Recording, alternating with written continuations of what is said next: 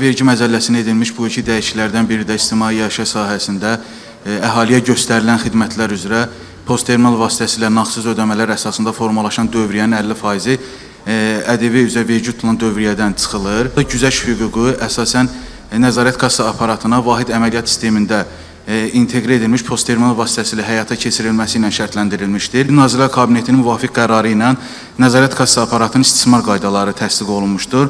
Həmin qaydalarda əhali ilə pul hesablaşması aparan zaman gündəlik ödənişlərin istifadə olunan qurğu və avadanlıqların nəzarət kassa aparatına inteqrasiya edilməsi istifadəçinin vəzifələrinə aid edilmişdir. Daimi nümayəndəlik yaratmayan qeyri-rezidentin Azərbaycan mənbəyindən əldə etdiyi gəlirlərin vergiyə cəlb edilməsi vergi məcəlləsinin 125-ci maddəsində qeyd olunmuşdur. Vergi məcəlləsinə edilmiş bu iki dəyişikliklərdən biri də işğaldan azad edilmiş ərazilərdə tətbiq edilən sosial sığorta və vergi güzəştlərinin Naxçıvan Muxtar Respublikası ərazisinə də tətbiq edilməsidir.